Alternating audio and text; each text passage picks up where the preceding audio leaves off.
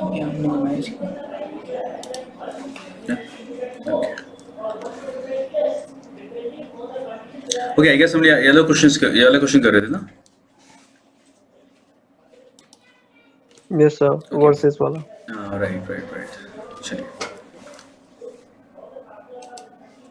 Hello hello sir. Yes, sir मुझे अभी भी पीडीएफ नहीं दिख रहा है सर। आपका वीडियो दिख रहा है पर पीडीएफ नहीं दिख रहा। पीडीएफ नहीं दिख रहा। ओके, मैं रिफ्रेश करके आया अभी। चलिए एक बार फिर से करें क्या? Let me see. अभी दिख रहा है, अभी दिख रहा है सर। हो गया? अब दिख रहा है। चलिए, नाइस।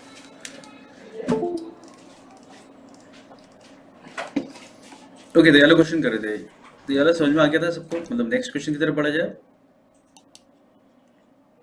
सर वो वर्सेस वाले में थोड़ा वो हो रहा था ना। किसमें? हाँ, वही वही वाला क्वेश्चन कर रहे थे हम। वर्सेस। यस, जी नॉनसेंस सर। वर्स। या चलो देख लेते हैं इसे एक बार फिर से, कुछ भी है इसमें अगर तो। ओके, तो इसमें पहले हमने देखा था nonsense verse is one of the most sophisticated forms of literature. This was the first one. Okay, तो हमने पहला सी लिखा था, हाँ जी। एंड उसके बाद लिखा था हमने एफ। तो nonsense verse is one of the most sophisticated forms of literature. The reason being, क्यों है ऐसा? It requires the reader to supply the meaning beyond the surface meaning. आपने पीडीएफ स्क्रॉल किया है सर? नहीं, मैंने स्क्रॉल नहीं किया अभी। पीडीएफ में अभी कुछ इधर लिख रहे दिख हो? नहीं रहा। तो पीडीएफ में कुछ लिख रहे हो? हाँ यार, लिख तो रहा हूँ मैं। तो दिख नहीं रहा कुछ। शो नहीं हो रहा सर। अब शो है, मैंने रिफ्रेश किया फिर से। No sir. पीडीएफ नहीं दिख रहा। सर पीडीएफ विजिबल है, पीडीएफ दिख रहे हैं पर पर जो आप लिख रहे होगे वो दिख रहा। अब पीडीएफ स्क्रॉल कर रहा हूँ, वो दिख रहा है? नहीं सर, वो भी नहीं हो रहा। नहीं सर। चलो let's do it again then. ऐसा है तो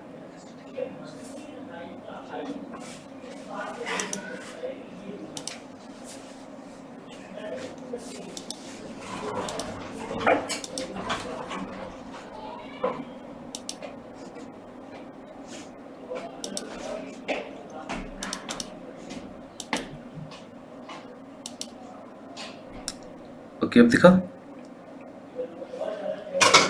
हाँ देख पा रहे हैं सब लोग अब? Yes sir. चलो cool, अब करते हैं। ओके, तो यहाँ पे हम लोगों ने देखा था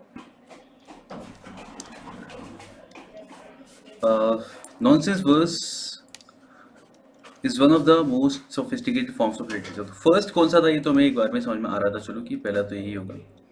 ओके, तो इसके लिए हमने सी लिखा था। नेक्स्ट इसके बाद आता है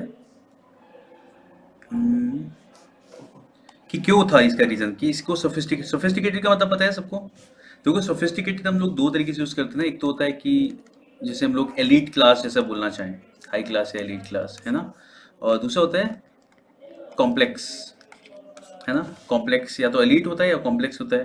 तो देखोगे ना, इस तरीके से बोलते हैं कि बहुत ही ज़्यादा कॉम्प्लेक्स सर्किट है तो काफ़ी सर्किट, किसी सर्किट के लिए, किसी भी चीज़ के लिए सोफिस्टिकेटेड भी बोल देते हैं। तो इजी हो सकता है कोई चीज़, सिंपल हो सकती है, सोफिस्टिकेटेड होती है। ठीक है, तो एलीट के लिए भी बोला जाता है, एलीट क्लास या हाई क्लास के लिए, एंड कॉम्प्लेक्स के लिए भी we use the word sophisticated. तो nonsense verse is one of the most sophisticated forms of literature. Why? इसका रीजन इसमें दे रखा था, सी के बाद एफ इसलिए लगाया था हमने। The reason being it requires the reader to supply a meaning beyond the surface meaning. ऐसा इसलिए है क्योंकि रीडर से डिमांड करता है कि, डिमांड क्या करता है, मतलब इसमें जरूरत पड़ती है कि reader should try to understand it beyond the surface. तो हमने सरफेस और बियॉन्ड द सरफेस का मीनिंग समझा था उस दिन। ठीक है, तो उसकी चीज है। नेक्स्ट आता है इसके बाद हमने क्या लगाया था? अब देखो, जब जब हम देखो इसमें क्या होता है ना, अब देखो हमने बात करते हैं बट क्या करता है, पहले वाली सिचुएशन को कंट्रास्ट करता है। ठीक है, यानी कि उसको ऑपोजिट या उसके उससे अलग बात कर रहा होता है। यहाँ पे हमने क्या बोला कि इसमें रीडर को जरूरत पड़ती है कि वो beyond the surface meaning apply करे, लेकिन बट सच अ वर्स में ऑल्सो भी enjoyed at the surface level, लेकिन हम उसे सरफेस लेवल पे भी एंजॉय कर सकते हैं। ठीक है, तो ये बट हम यहाँ पे यूज कर रहे हैं, और ये बट क्या कर रहा है, इस वाले सेंटेंस को, इस वाली बात को कंट्रास्ट करते हुए अपनी बात को कह रहा है। ठीक है, अब बारी आती है, इसके बाद हमने क्या लगाया था, नॉनसेंस वर्सेस नहीं, this fulfils however the reader who understand the broad implication. देखो हमने यहाँ पे पहले बोला कि यहाँ पे अप्लाई कर, यहाँ पे it demands the reader to supply the meaning beyond the surface meaning. फिर हमने कहा बट इसे हम सरफेस लेवल पे भी इंजॉय कर सकते हैं।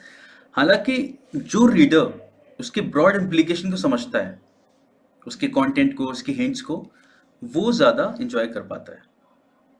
ये इससे पहले हमने कुछ लगाया था ना, डी वाला सेंटेंस पढ़ो आप, अगर जिसने बिल्कुल भी सॉल्व नहीं किया था, डी वाला सेंटेंस पढ़िए, फिर बताइए डी किधर आना चाहिए।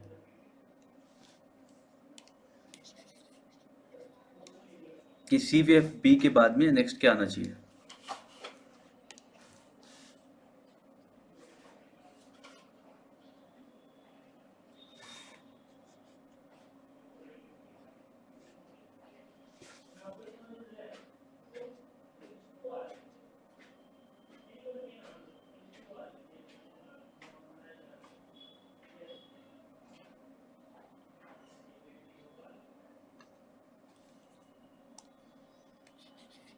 क्लियर हो रहा है या नहीं?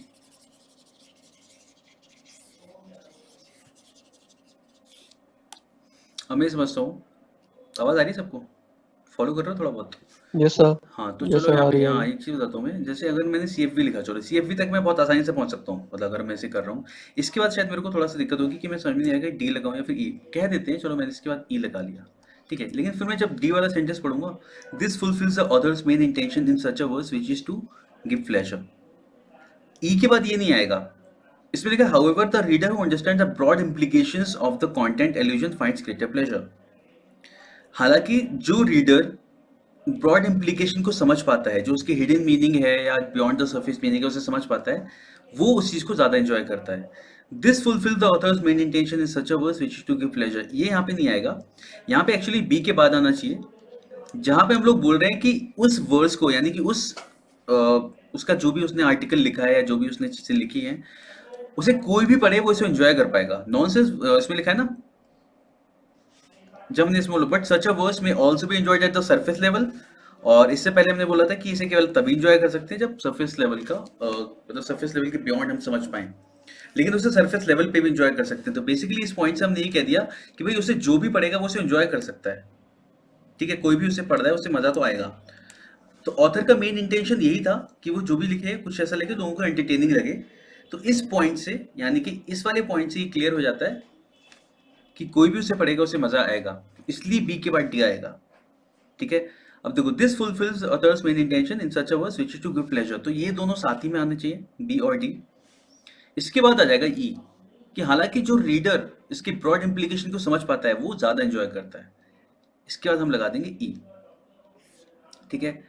लास्ट वाला तो फिर केवल इस तरीके को कंक्लूड ही कर रहा है, बस एक बात बता रहे हैं मोटी मोटी कि यार in all varieties of humour specially the subtle ones it is therefore what the reader thinks which gives extra meaning to this verses. तो ये तो बस इनके बारे में एक डेफिनेशन इन्होंने थोड़ा सा और डिफाइन कर दिया कि सारे हर वैरायटी के ह्यूमर में specially the subtle ones, subtle as in जो हिडन होते हैं, जो मतलब एकदम डायरेक्ट कॉमेडी डायरेक्ट जोक जैसे नहीं होते, it is therefore what the reader thinks, जो भी रीडर सोचता है वो उस चीज को एक्स्ट्रा मीनिंग देता है, ठीक है। तो इसके बाद यहाँ पे ए आ जाएगा। अब आप बताइए कि कहाँ पे दिक्कत हो रही है इसमें, तो अब डिस्कस करते हैं इसे थोड़ा कि कौन सा पॉइंट हमें समझ में कम आ रहा है, तब हम बताएंगे इसका।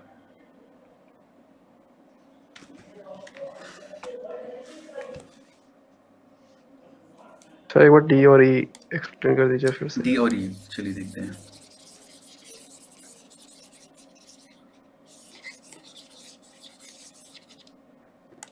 देखो, ई वाले में था हाउएवर द रीडर, हम सबसे पहले तो ये समझना जरूरी है कि बी के बाद टी आएगा, ठीक है। सी एफ में किसी को डाउट नहीं होगा मेरे ख्याल से, सी एफ सब क्लियर है।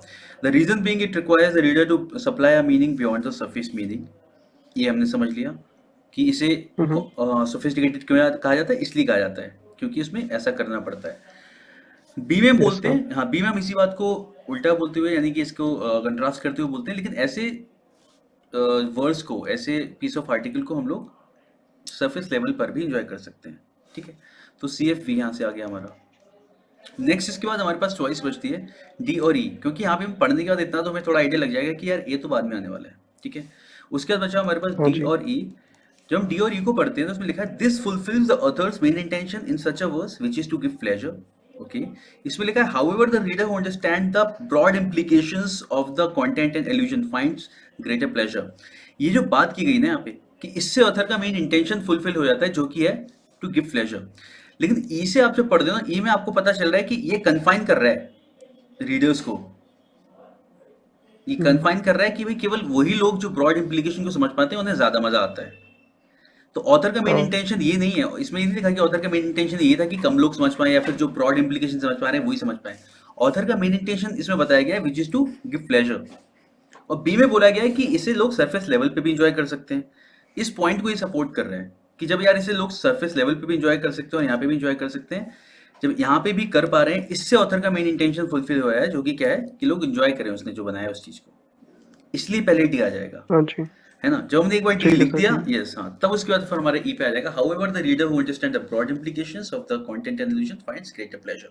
अब ये क्या कर रहा है, अब ये बात देखो, ये इसी को निगेट करते हुए या फिर इसी के आगे कंटिन्यूशन में ट्रांजिशन यहाँ पे कि इससे ऑथर का मेन इंटेंशन तो फुलफिल हो जाता है, हालांकि जो रीडर ब्रॉड implication को समझ पाता है उसे ज्यादा मजा आता है, इसलिए इसके बाद ई आ जाएगा। और ए तो फिर पढ़ के मैं पता चल ही जाता है कि ऑलमोस्ट ये लास्ट में ही आना है, जो बस उसी को डिफाइन कर रहा है। ठीक है, क्लियर सबके लिए? Yes sir. कूल, चलिए आगे बढ़ते हैं फिर। और देखा जाए, अब आप जब भी जैसे अगर आप अलग से प्रैक्टिस कर रहे हो और तो यही क्या किया करो, जैसे कोई भी क्वेश्चन है उसमें आपने अगर मान लो कुछ गलत भी कर दिया तो जस्ट उसमें देखो कि कौन सा कनेक्शन। देखो रीअरेंजमेंट इस तरीके से नहीं बनाए जाते कि हम बहुत मुश्किल से कर पाए, रीअरेंजमेंट इस तरीके से बनाए जाते हैं कि जो भी डिजाइन करें या जो भी कुछ इसमें कि अगर हम हिंट्स को फॉलो कर पाए या फिर कुछ भी उसके अंदर है, मतलब अगर हम लोग रीडिंग कर रहे हैं तो हमें हिंट्स पता चल जाएंगे और हम उन हिंट्स को फॉलो करेंगे तो उसे सॉल्व भी कर लेंगे, ऐसा। चलिए ये वाला करते हैं एक RE5, ये आई गेस 2018 में आया था, IBPS में, SBI में, ऐसा कुछ था।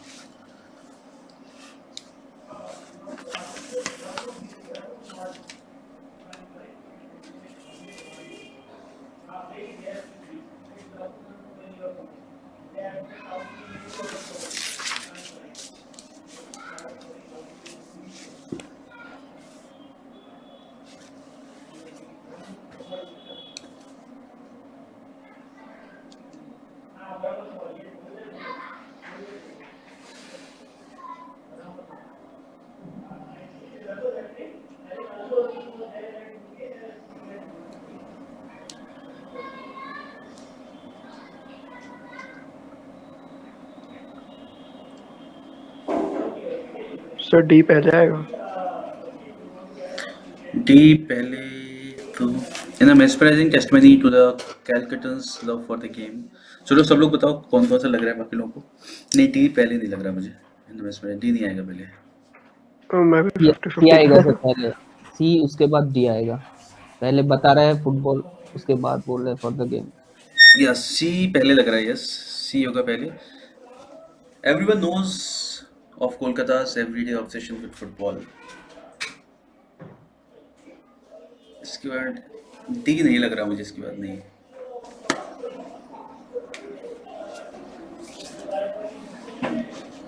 सी होगा पहले, डी नहीं होगा इसके बाद। फिर ए भी होगा सर। देखो in a match Kolkata, everyone knows of Kolkata's everyday obsession with football. अच्छा कैसे करते हो आप, सारे सेंटेंस पढ़ लिए ना आपने भी? पेयर जी बनाते हैं, सर। पहले एक पेयर बनाते हैं कि जो ये तो साथ में आएगा ही आएगा, just give me a pair. CEBDA। EBDA क्या बोला आपने, फिर से बताइए। सी के बाद ई आएगा, उसके बाद बी, उसके बाद डी, उसके बाद उसके बाद ए। और डी। तो CBD, बी के बाद डी। अच्छा CEBDA ये आपका है, चलो देखते हैं सही कितना सही है। पहले अब एक चीज देखते हैं, यहाँ पे लिखा है ना पहले वाले सेंटेंस में, इन 1977 a 2000 strong crowd, यानी कि 20,000 लोगों का strong crowd landed up at Kolkata airport to welcome the Brazilian football legend. किसकी बात चल रही है? पेले की, बिल्कुल सही, ठीक है। जब हमें पता है कि यहाँ पे क्योंकि आपको पता है कि यार किसी की बात चल रही है यहाँ पे ब्राजीलियन फुटबॉल, तो ऐसी हवा में नहीं बोला ये, यस। तो यहाँ पे पेले की बात चल रही है, बिल्कुल सही, तो ई के बाद ए आ जाएगा, करेक्ट। तो the city's mania for this began with the magic of Pele, ठीक है, इन 1997। देखो जो ऐसा है ना, जैसे हम लोग बात कर रहे थे कि डिफाइन करने की, हमने पढ़ा था कि किसी सब्जेक्ट को एक बार डिफाइन करेंगे फिर उसके साथ हम लोग दा लगाते हैं, ठीक है, तो ज़रूरी नहीं दा लगा के ही चीज़ें हमारी समझ में आएंगी। यहाँ पे देखो ज़रा, यहाँ पे क्या लिखा गया है, वेलकम द फुटबॉल लेजेंड, यहाँ पे भी दा तो लगाया गया है ना, बेसिकली देखा जाए तो, ठीक है, हम मतलब ज़रूरी नहीं है मुझे रूल से ही समझे, लेकिन यहाँ पे दा लगाया गया है, चलो उससे भी देख सकते हैं, वैसे द ब्राजीलियन फुटबॉल लेजेंड, इसे एक बार इंट्रोड्यूस किया गया है यहाँ पे, ठीक है, तब उसके लिए बोला गया, तो हमारा क्या आएगा, ई के बाद ए आएगा। ई में हमने बोला the city's mania for the world cup ostensibly began with the magic of Pele. In 1977, a 22,000 crowd landed up at Kolkata airport to welcome the Brazilian football legend. ठीक है, चलो मान लेते हैं हमने ई वाला नहीं पढ़ा। जब आप पहले सेंटेंस से पढ़ना स्टार्ट करोगे, मैं पेयर बनाने के बारे में बताता हूँ कि किस तरीके से हमें अप्रोच करना होता है। जब मान लो आपके पास ये क्वेश्चन आया, आपने पहला सेंटेंस पढ़ा, इन 1977 a 20,000 diseases landed up at Kolkata airport to welcome the Brazilian football legend. जब भी इस तरीके से बोला जाता है ना, इसका मतलब इस इंसान की बात पहले हो चुकी है, तभी हम इस तरीके से बोलेंगे। ओके, या तो उसका नाम बताया जाता है यहाँ पे, और अगर केवल नाम नहीं बताया जा रहा है, केवल ऐसे लिखा जा रहा है, इसका मतलब उसका नाम पहले बताया जा चुका है कि किसकी बात चल रही है। तो आप यहाँ पे नाम ढूंढोगे कि किसकी बात चल रही है, आपको एक ही सेंटेंस मिलेगा, यहाँ से क्लियर हो जाएगा कि ई के बाद ए आना है।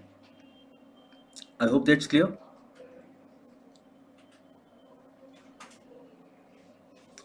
Yes sir.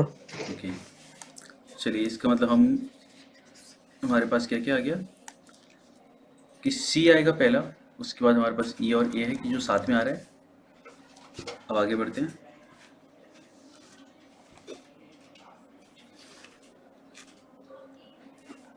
In the mesmerising which one, E से सी पहला था हमारे, एवरीबॉडी, हर कोई जानता है, everybody knows of Kolkata's everyday obsession with football.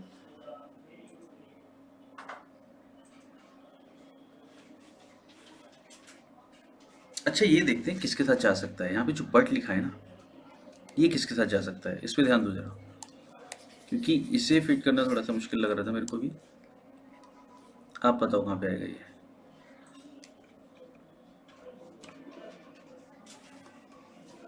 देखते हैं, सी ई ए टी बी, यानी कि टी के साथ आएगा भी या नहीं। In a mesmerizing testimony to the Calcutta's love for the game, नहीं, इसके साथ नहीं आ रही है। अब आप देखो जरा, ये एक ही जगह फिट हो रहा है, केवल सी के बाद में, सी के बाद, इस सी के अलावा बट से हम सेंटेंस कहीं स्टार्ट कर ही नहीं सकते। सी में हमने क्या बोला है, everyone knows of Kolkata's everyday obsession with football, कि हर, ये तो हर कोई जानता है, but every 4 years the world cup envelops the city with a buzz that is almost impossible to contain. कि कोलकाता के क्रिकेट प्रेम या फुटबॉल प्रेम के बारे में तो हर कोई जानता है, लेकिन हर 4 साल पे जो ये आता है, जो वर्ल्ड कप आता है, उसमें जो बज़ पूरे दुनिया, पूरे सिटी के अंदर क्रिएट होता है, उसे संभालना तो बिल्कुल ही नामुमकिन हो जाता है। क्योंकि उनका प्रेम तो हम लोग जानते हैं, लेकिन इस टाइम पे जो हालत होती है वो तो बिल्कुल बस के बाहर होती है। ठीक है, उनका फुटबॉल के लिए जो ऑब्सेशन है वो तो हम लोग जानते हैं, लेकिन हर 4 साल में जब भी वर्ल्ड कप आता है, तब उनका जो भी उनका जो एंथुसियाज्म है वो अलग ही लेवल पे होता है। ठीक है, तो बट केवल सी के बाद जा सकता है, यानी कि सी के बाद आएगा बी। क्लियर हुआ कि क्यों हो रहा है ऐसा। ठीक है, बट आप देखो, जबरदस्ती किसी सेंटेंस में अरेंज करना ही नहीं है, बस ध्यान देना है कि हाँ कहाँ पे आना चाहिए, और ये इस चीज़ के साथ में बट केवल यही से आ पा रहा है। ठीक है, तो सी के बाद आ जाएगा बी। ना हमारे पास बचता है टी, क्योंकि ये तो हम श्योर हो गए, ये तो यहाँ पे आने वाला है और ये भी यहाँ पे आने वाला है। अब बचता है हमारे पास टी। टेस्टमनी कैसे बोलते हैं, what is testimony, as in if you witness something, हमने कुछ देखा और उस चीज़ का प्रमाण देते हुए, समथिंग लाइक दैट। ठीक है, तो उसके लिए बोला जाता है। तो इन मेस्मराइजिंग, यानी कि बिल्कुल एनचैंटिंग, मंत्रमुग्ध कर देने वाला, in mesmerising ceremony testimony to the Calcutta's love for the game. ये बोला गया है पक्का इस वाली बात के लिए। ठीक है, क्योंकि किसी एक तो चीज़ डी की हो अगर, जाएगा सर। हाँ, तो ये बोला गया इसके लिए, तो डी कहाँ पे आना चाहिए, मेरे ख्याल से सी बी ए ए, क्योंकि अगर हम यहाँ पे देखें in a mesmerising ceremony testimony to the Calcutta's love for the game, the series of mania for the World Cup, नहीं, तो यहाँ पे क्या आ जाएगा, लास्ट में आ जाएगा। अब इसे पढ़ के देखिए लास्ट में क्यों आएगा। हमने जब बता दी ये वाली चीज कि ये इवेंट हुआ था, इस इवेंट के बाद हम डिफाइन कर रहे हैं इस वाली बात को, बोल रहे हैं in the mesmerising testimony to the, कि इतने 20,000 लोग इकट्ठे हुए थे इसके स्वागत में या इसको देखने के लिए, एक मेस्मराइजिंग टेस्टिमनी में जिसे हम लोगों ने विटनेस किया था, जिसमें हमने विटनेस किया था कैलकाता का love for the game. Okay, तो शुड बी CPAAD।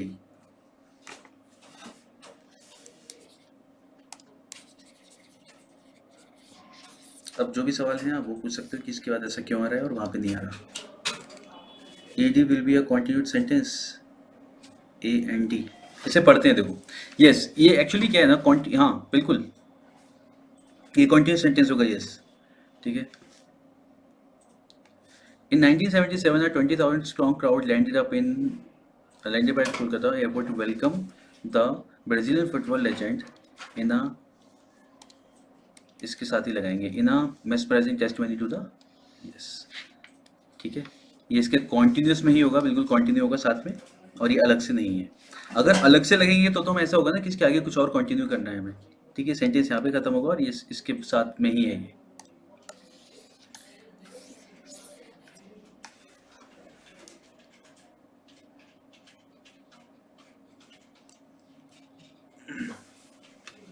अब देख लो, एक टाइम पे था अभी हम लोग जब यहाँ पे हम श्योर हो गए थे, थोड़ा सा एक बार स्टेप फिर से बताता हूँ जिन्हें कंफ्यूजन हो तो। अभी हम लोग यहाँ पे श्योर थे, इस स्टेप तक हम आराम से पहुंच गए थे कि CB और E आएगा, then we have to find कि D कहाँ लगाना है। ऑफ कोर्स D से स्टार्ट नहीं हो रहा है, ये हम श्योर थे, ठीक है। चलो नेक्स्ट स्टेप की तरफ बढ़ते हैं। क्या इस जगह आ सकता है D? क्योंकि ये दोनों तो साथ में आने वाली है, हमारे पास दो ही पोजीशन बची, ये वाली है वाली, क्योंकि स्टार्ट नहीं होगा D से। हम यहाँ से पढ़ के देखते हैं। In the mesmerising testimony to the Calcuttans love for the game, the city's mania for the world cup obstinately began with the magic of Pele. ये एक इवेंट नहीं बता रहे, ये तो बता रहे कि ये चीज कहाँ से शुरू हुई। ये चीज एक इवेंट की बात चल रही है कि एक चीज को हम लोगों ने विटनेस किया था, जहाँ पे ये चीज विटनेस की गई थी। इसलिए ये क्या होगा, ए वाला जब हम चीज बता देंगे, ये वाली बात जब बता देंगे कि ऐसा कुछ हुआ था, उसके बाद हम डी लगाएंगे। क्लियर है? और वो भी इसकी कॉन्टिन्यूस सेंटेंस में ही होगा ये, इसके ऐसा नहीं कि इसके बाद अगला सेंटेंस है, बिल्कुल इसके साथ आगे कंटिन्यू करेंगे इसे। क्लियर हुआ थोड़ा बहुत? Yes sir. Yes, okay.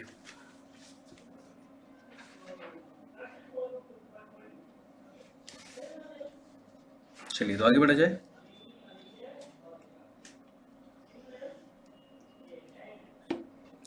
चलिए वाला देखते हैं, इजी है थोड़ा सा, या फिर कोई सवाल हो तो आप पूछ सकते हो भी।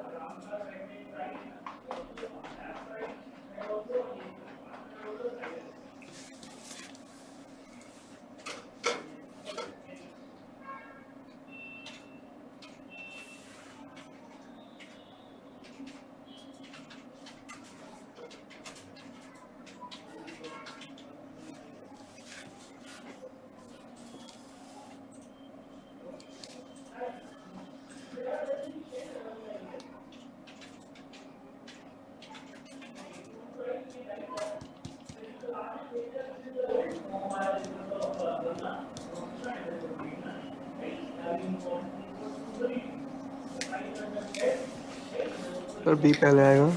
यस, बी पहले आएगा और बी के साथ जो आएगा वो भी साथ में दिख रहा है बिल्कुल।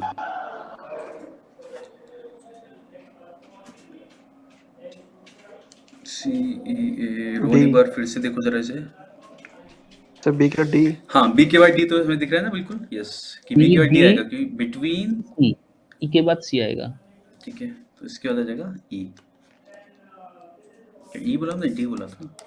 सर D डी के डी बाद डी डी डी E है, हाँ डेरा यस और उसके बाद between this and this correct. उसके बाद E, उसके बाद C। ओके इसके बाद देखते हैं आगे क्या आएगा। डेरा बाबा नानक ओके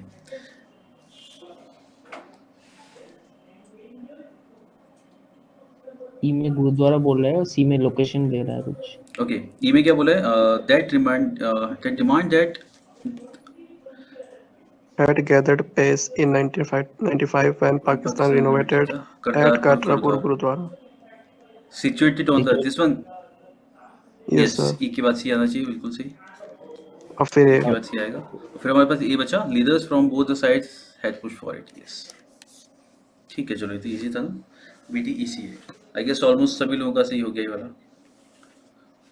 ठीक है चलो जिसमें पेयर्स बनाना काफ़ी इजी रहता सब में। Why not A after T? Let me see. A after T. D कहाँ पे था? तेरा public okay.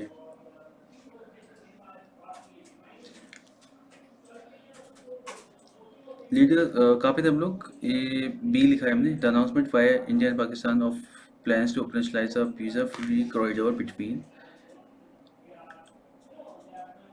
Dera Baba Nanak in India or Punjab and Kartar Sahib in Pakistan's Punjab heeds a long stand plea of Sikh pilgrims। क्योंकि यहाँ पे हम इस play की बात कर रहे हैं ठीक है इसलिए डी के बाद ई आएगा क्योंकि हम इस प्ली को ही तो यहाँ पे जो डैट से बुला गया ना डैट यहाँ पे रिलेट कर रहा है इस वाली जो उन्होंने जो भी रिक्वेस्ट की उस चीज से ठीक है भैया तो इसलिए इसके बाद क्या जाएगा ई आ जाएगा। चलिए नेक्स्ट की तरफ बढ़ते हैं। या दिस वन ठीक ठाक है थोड़ा।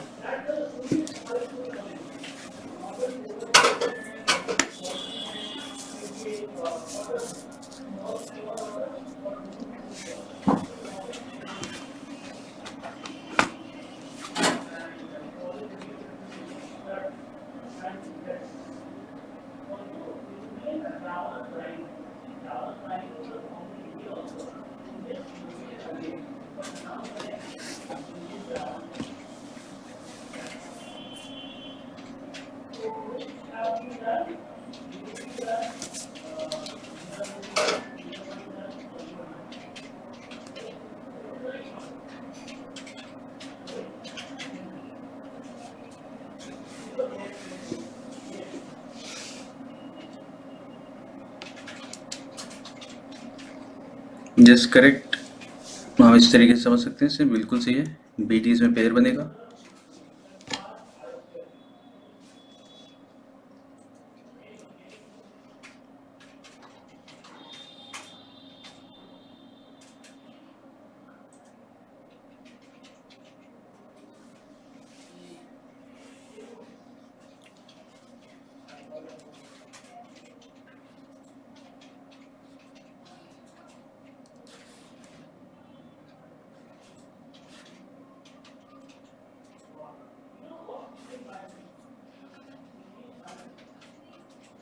जनरली पहला तो फर्स्ट सबको दिख रहा है ना फर्स्ट इज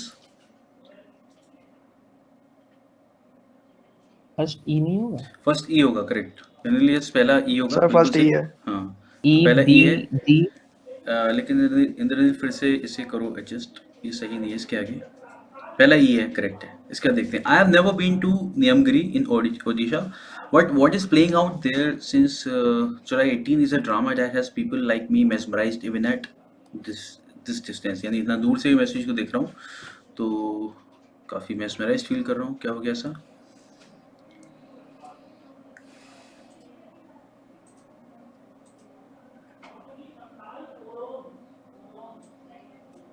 अच्छा एक और इस पर रिलेशन दिख रहा है बिल्कुल सही ई के बाद सी आएगा।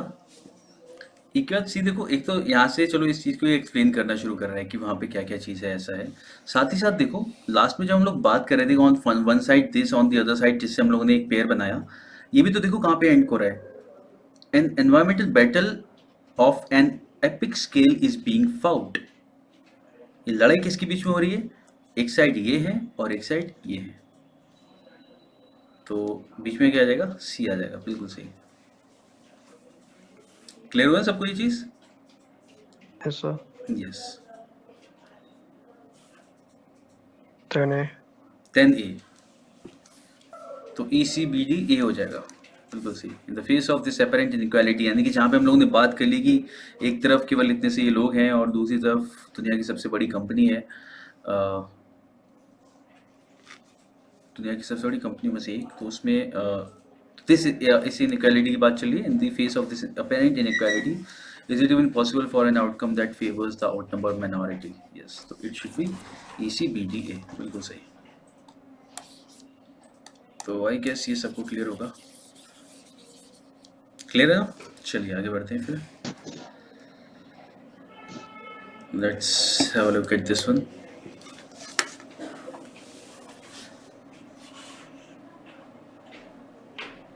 E fast. No,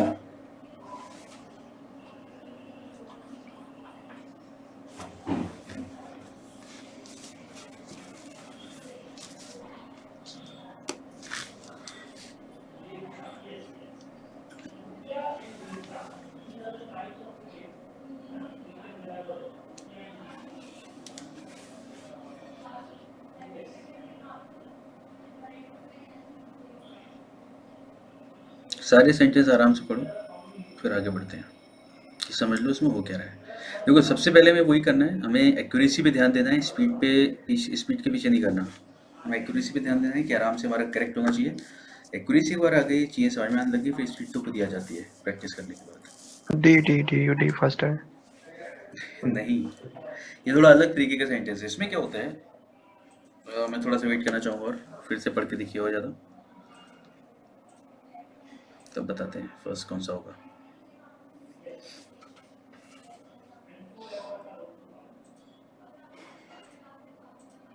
correct, F होगा पहला। देखो क्या होता है, जनरली जब भी रूल्स बता रहे होते हैं, लोग समझाते हैं कि रीअरेंजमेंट किस तरीके से होना चाहिए, तब काफ़ी लोगों को बताया जाता है कि प्रीपोजिशन से स्टार्ट नहीं होगा, ठीक है, लेकिन ये वाला प्रीपोजिशन से ही स्टार्ट हो रहा है।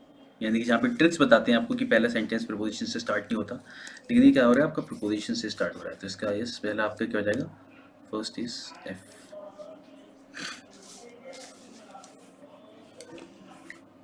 यस करेक्ट, F के बाद D होगा, बिल्कुल सही। The with regard to defence the purpose of the military is to defend the nation and be prepare to do battle with its enemy.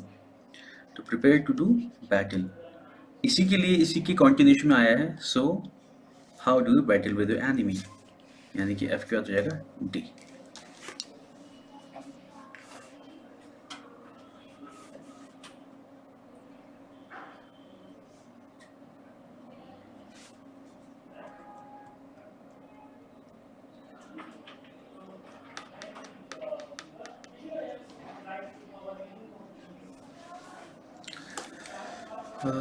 नहीं, ये पूरा सही नहीं है, इसमें थोड़ा सा सही करने की ज़रूरत है अभी। फिर से देखो आप इसे, थोड़ा सा रीअरेंज करके सही हो जाएगा, लेकिन सेंटेंस को समझो पहली चीज़ तो कि किस तरीके से हम अरेंज करने वाले हैं, कि क्या करना होता है।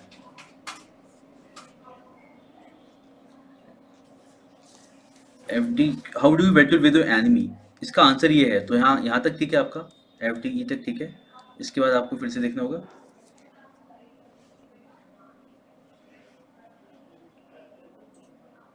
और B आएगा E के बाद। हाँ सर B। यस, देखो क्या हो रहा है, इसमें 3 एरा की बात चल रही है, industrial era, agrarian era and information era, right. तो एग्रेरियन एरा, एग्रीकल्चरल एरा जो सबसे पहले रहा होगा, उसके बाद इंडस्ट्रियल एरा आया था, may be second world war, ये सब पूरा वही चल रहा था सेकेंड वर्ल्ड वॉर के टाइम पे। And now is the information era, ठीक है।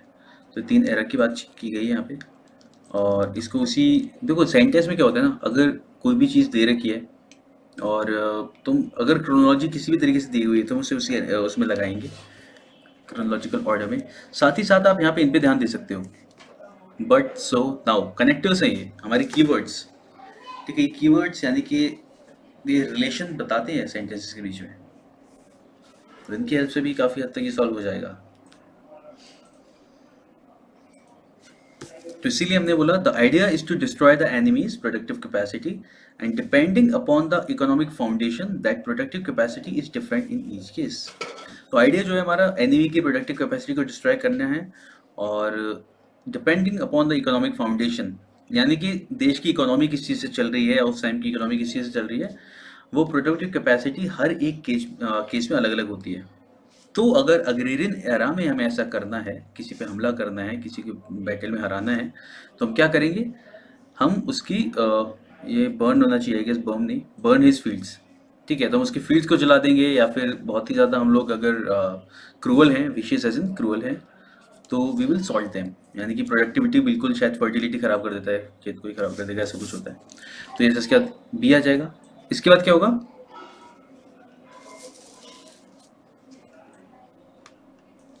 ए। ए, यस।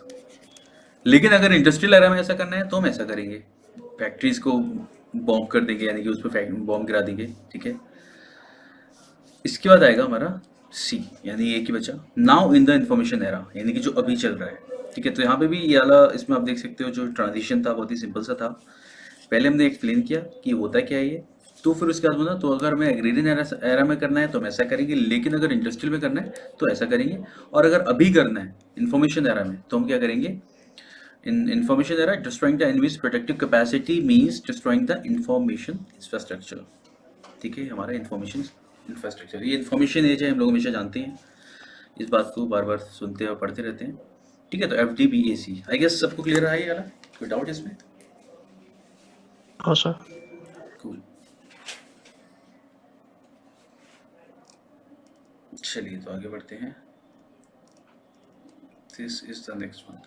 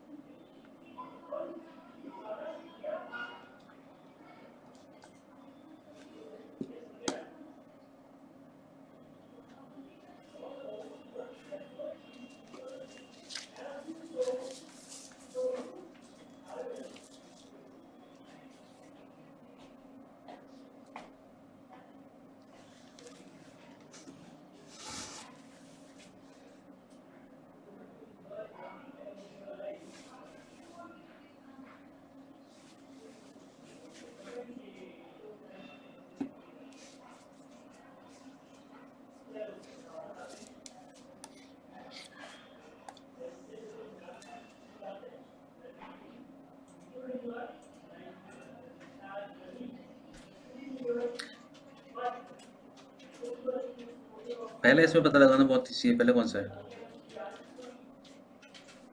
ई, राइट। फर्स्ट इसमें हमारा हो जाएगा E, work is not intrinsically valued in India, यानी कि काम की कुछ खास अलग से रिस्पेक्ट नहीं की जाती है इंडिया में।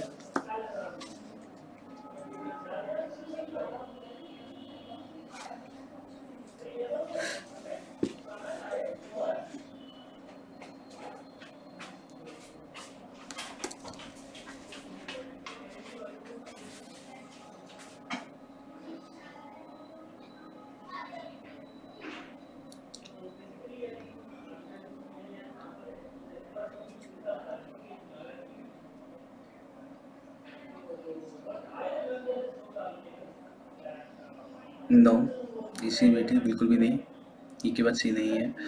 इसे आराम से पढ़ो, सारे सेंटेंस पे ध्यान दो, अच्छा क्वेश्चन है ये, मतलब लेवल का है, अच्छा है।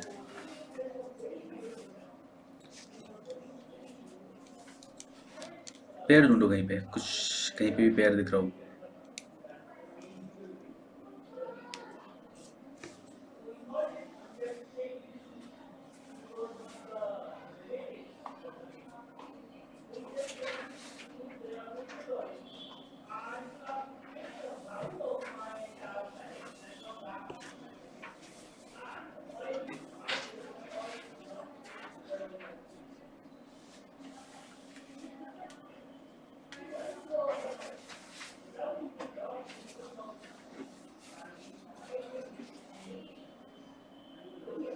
एफ ए पेयर होगा क्या?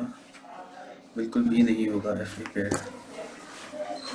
मुझे नहीं लगा। चलो इसी से बनाए थोड़ा सा, थोड़ी देर में इजी बनाते हैं। मैं ऑप्शंस दूंगा इसमें, इसके लिए अलग से ऑप्शंस मैंने लिखे थे, ठीक है। चलो फिर से देखते हैं इसे। यहाँ पे देखो, work is not intrinsically valid in India. Options देते हैं चलो।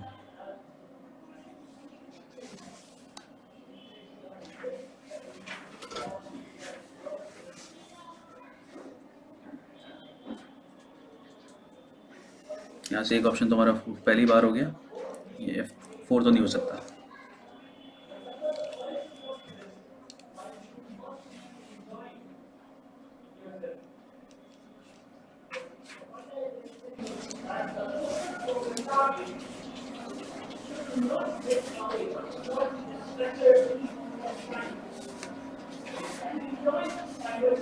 ऑल्दो अगर हम लोग एसएससी की बात करें तो we can get the options, banking में जनरली ऑप्शंस नहीं मिलते हमें। टीबी पेयर होगा, DB. Even those who are employed often come late to the office and leave early unless they are forced to be punctual. Once in office, they receive yes, feel free to call any time without prior appointment. और इसके साथ हमारा answer मिल जाएगा हमें लगभग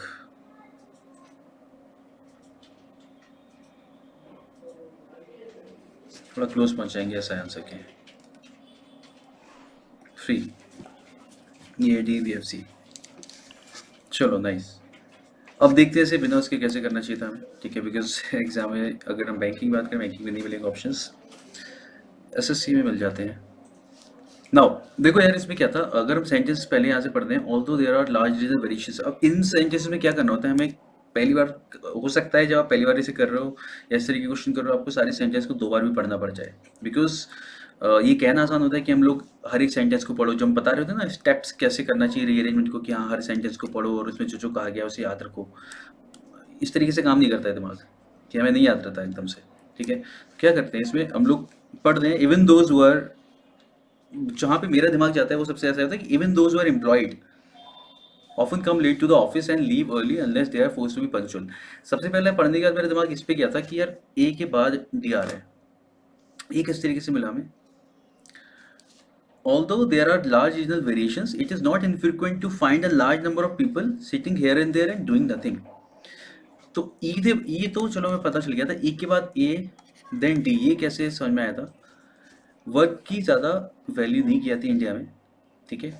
हालांकि यहाँ पे बहुत ज़्यादा लार्ज रीजनल वेरिएशंस हैं, मतलब अलग अलग लोग हैं, नॉर्थ साउथ ईस्ट वेस्ट, बहुत बड़ा सा है ये, ठीक है। अलग अलग तरीके के रीजन्स हैं।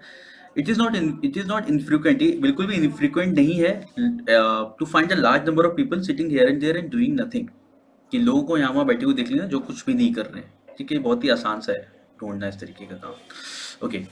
इसके बाद इवन दोज आर एम्प्लॉयड, कि ये तो खाली लोगों के बारे में बात हो गई, चलो, क्योंकि बाकी सब में उन लोगों के बारे में बात चली जो काम कर रहे हैं लेकिन सही से नहीं कर रहे हैं, जो भी प्रॉब्लम है, ठीक है। इसमें वाली चीज़ हो गई। इसमें सवाल हो जाएगा कि लेकिन जो लोग एम्प्लॉयड हैं, they often come late to the office and leave early unless they are forced to be punctual. तो यहाँ से क्लियर हो गया था कि यार ई के बाद डी आएगा, क्योंकि आप इवन कर रहे हो कि जो खाली है वो तो चलो ठीक है, लेकिन जो लोग ऐसा कर रहे हैं उनके साथ भी ऐसा है। तो यहाँ से क्लियर हो गया था कि ई के बाद डी आने वाला है, ओके। फिर बाकी तो इसी है, इसके आगे तो फिर हम लोगों ने कर ही लिया, ठीक है। PFC, क्योंकि यहाँ से क्या किया, यहाँ से फिर इस कहानी को डिफाइन करना शुरू किया कि एक बार ऑफिस में पहुँच गए, they receive friends and relatives who feel free to call any without any prior appointment.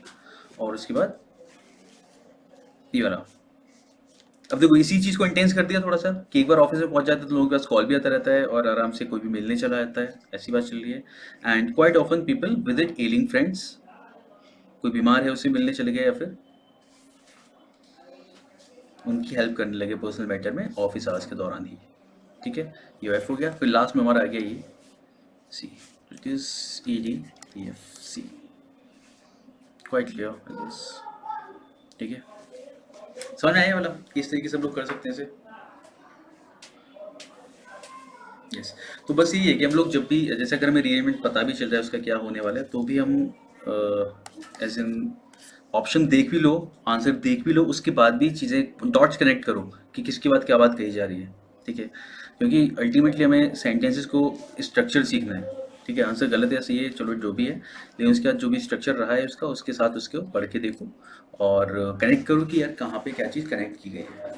तो बेसिकली मैं अपनी समझ बढ़ानी है, ऐसा है जितने ज़्यादा क्वेश्चन सॉल्व करोगे उतना ज़्यादा उस डायरेक्शन में सोचना शुरू करोगे कि कैसे आंसर निकालना है। हाँ एकदम वही तो, इसीलिए मैं बोल रहा था कि एग्जाम में आंसर नहीं दिया होता है। ऑप्शंस की बात कर रहे हो ना कि ऑप्शन में आंसर नहीं लिखा होता। हाँ आई नो कि एग्जाम में नहीं दिया, इसलिए मैंने बोला था कि एग्जाम में नहीं दिया होगा और ये क्वेश्चन थोड़ा ज़्यादा अच्छा था इसलिए मैंने साथ में दे दिया ऐसे, ठीक है? बाकी आपको पता है कि अगर जहाँ पे बैंकिंग पीओ के लिए जो लोग हैं उसमें इस तरीके के क्वेश्चंस मिलते हैं, इससे भी अच्छे मिलते हैं और उसमें ऑप्शंस नहीं मिलते। नेक्स्ट टाइम पे हम इससे भी अच्छे क्वेश्चंस करेंगे फिर, और उसमें ऑफकोर्स ऑप्शंस नहीं होंगे, बिना ऑप्शन के ही करेंगे। ये मैंने बस साथ में दे दिया, मैंने कहा चलो देख लेते हैं इसे, अगर जल्दी कर लेते हैं वैसे तो। बाकी क्या होता है जब आप सेंटेंस को 2-3 बार पढ़ते हो, देखो ऐसा नहीं होगा कि जिस लेवल पे हम लोग अभी सोच रहे हैं ऐसा ही चलता रहेगा। When you read a question, जैसे यहाँ पे ये वाला पॉइंट है, हम ये दूर से दिखना शुरू होंगे हम अभी। एक आध बार जितने हम क्वेश्चन सॉल्व कर रहे हैं ना उतना हमें दिखना शुरू हो गया यार यहाँ पे करना क्या है फिर। जब हमने ये वाली चीज़ यहाँ पे कनेक्ट करना सीख लिया, अगले सेंटेंस में कहीं पे भी होगा आपको समझ में आना शुरू हो जाएगा कि आपको इन पे ध्यान देना होता है कि इवन यहाँ पे यूज़ किया गया है उसे, ऑल्दो यूज़ किया गया है उसे, ठीक है? इन चीज़ों पे हमें ध्यान देना होता है, ये काफ़ी ज़्यादा हेल्प करते हैं सेंटेंस को अरेंज करने में। जितने ज़्यादा हम लोग सॉल्व करते जाते हैं और हर एक ऊपर जहाँ भी हम लोगों ने देखा है, जो भी सेंटेंसेस अभी हमने ऊपर सॉल्व किए हैं, हर एक में इसी तरीके की तो चीज़ें रही हैं कि ठीक है, जैसे मैंने आपसे कहा था यहाँ पे but so now easy question हो गया था इसकी वजह से, ठीक है? तो हर एक क्वेश्चन में हम इन्हीं चीज़ों पे ध्यान देते हैं तो चीज़ें। और ऑल्दो अब ये वाला होता है ना, अगर हम लोग अच्छे क्वेश्चन आते हैं, अच्छे क्वेश्चन इस लेवल के आते हैं, जैसे ये वाला हो गया फिर वाला हो गया, तो बस कोई दिक्कत नहीं, ऑप्शंस इसमें थे, नो प्रॉब्लम, हम बिना ऑप्शंस के करेंगे इसे, अगली बार सीखेंगे करना, लेकिन ऑप्शन के साथ करना भी, उसमें भी दिमाग लगता है, इट्स फाइन, ठीक है? नेक्स्ट टाइम ऐसे बिना ऑप्शंस के करेंगे आई गेस। चलिए आई गेस मैं अभी क्वेश्चंस तो यार नहीं लाया था। और बताइए आप लोग और प्रैक्टिस कर रहे हो अभी, फिर कैसा चल रहा है? जो बाकी के पेपर यानी कि बाकी की बात करते हैं कुछ, जैसे आप पेपर करते हो तो और कौन सी क्वेश्चंस में दिक्कत होती है? पूरा मॉक टेस्ट करते हो तो आरसी, चलो आरसी को भी समझेंगे हम कैसे करना है। देखिए आरसी करना मेरे को लगता है कि सबको सीख लेना चाहिए। सिनोनिम एंटोनिम्स तो खेल यार, वोकैबुलरी का तो ऐसा है कि just do it daily, daily words पढ़ो, ठीक है? मैं जो भी नोटबुक में लिखा होगा, जो भी आपका तरीका है करने का, इससे बिल्कुल भी किसी पे डिपेंड हो ही मत, रोज़ करो इसे तो। और अगर कर रहे हो रोज़ तब भी लग रहा है कि नहीं हो रहा, तो इसे और ज़्यादा उसकी फ्रीक्वेंसी बढ़ाओ चीज़ों को रिवाइज करने की। वो कैब प्रॉब्लम है, वो कैब में प्रॉब्लम है ना, ठीक है? आई नो वो कैब में प्रॉब्लम होती है, ठीक है? लेकिन वो कैब पार्ट में तो बस उसी को ऐसा है कि आपको वर्ड्स रिवाइज करने ही हैं, ठीक है? बाकी सिनोनिम एंटोनिम्स जो एक बार हम यहाँ पे सॉल्व करके देखेंगे और वर्ड मीनिंग उसकी लिख के, और फिर मैं आपको समझाऊंगा कि क्या होता है। थोड़ी सी इसमें जो ट्रिक, ऑल्दो ट्रिक नहीं, वर्ड का मीनिंग पता है तो हम सारी ट्रिक लगा ही लेते हैं, फिर किसी ट्रिक की ज़रूरत ही नहीं पड़ती। लेकिन कुछ कुछ ऐसा होता है ना कि अगर किसी वर्ड का, देखोगे आप, ये किसी वर्ड का अगर सिनोनिम पूछा गया है तो जो 4 ऑप्शन होते हैं उसमें 2 एंटोनिम होते हैं, एक सिनोनिम होता है और एक आउट ऑफ कंटेक्स्ट कोई भी वर्ड दे रखा होता है, ठीक है? अगर 4 ऑप्शन है, 5 होते हैं तो भी इसी तरीके से 3 एंटोनिम हो गए और इस तरीके से। हाँ एसएससी में आसान सा आता है, एसएससी में रीअरेंजमेंट बहुत मुश्किल नहीं आता, हम एसएससी लेवल का भी करवा देंगे। और अगर आप ये अलग करना सीख के अलग कर रहे हो साथ में तो एसएससी की तो दिक्कत नहीं होगी। इनफैक्ट एसएससी में ऑप्शंस भी मिलते हैं कई बार, ठीक है? तो एसएससी का तो आराम से हो जाएगा। हाँ ऑप्शंस भी होते हैं बिल्कुल, एसएससी में ऑप्शंस भी होते हैं। एसएससी में कई बार याली भी आते हैं ना कि जैसे फर्स्ट और सिक्स्थ फिक्स कर दिया, बीच में PQRS है, you have to arrange the sentences given in between, तो वाले क्वेश्चंस भी वहाँ पे मिलते हैं, हम याली भी करके देख लेंगे। और ऑप्शन के साथ it becomes like easy, very easy. चलो क्या कहते हैं, सिनोनिम एंटोनिम्स के लिए बस आप ये करना शुरू करो यार। जो भी ये चीज़ दे रखी है आपको, जो भी वर्ड्स होते हैं उन्हें तो रिवाइज करते रहो, जो भी आप लिख रहे हो वोकैबुलरी रीडिंग करने के बाद, न्यूज़पेपर पढ़ रहे हो जो भी, तो उन वर्ड्स को नोट करो और रिवाइज करो, यूज़ करो सेंटेंस में, ठीक है? अभी कन्वर्सेशन में तो हम लोग यूज़ नहीं करते हैं, लेकिन हाँ अगर वर्ड्स को देख रहे हो तो उनसे नए सेंटेंस बनाने की कोशिश करो। गूगल क्या करो, how to use this word in sentence, and you will get around like numerous sentences on that. तो जितने भी चाहो उतने सेंटेंस आपको मिल जाएंगे और बस उसे पढ़ के गो हेड।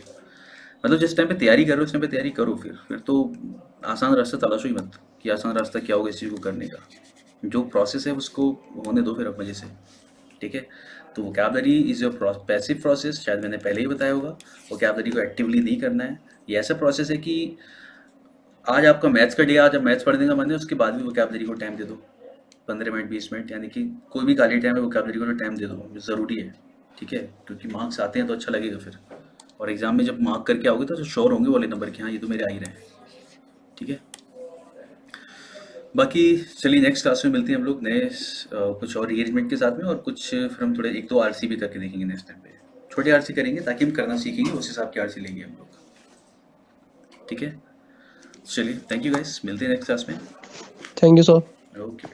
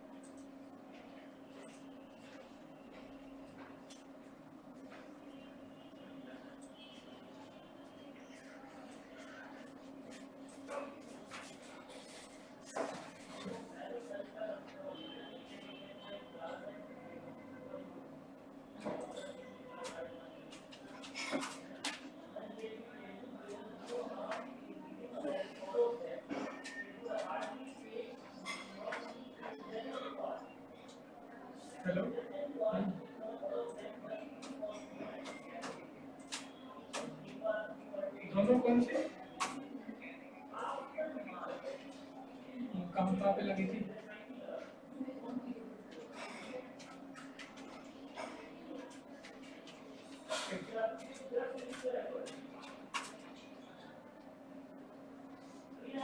अकेडमी की एक हफ्ते लगी थी।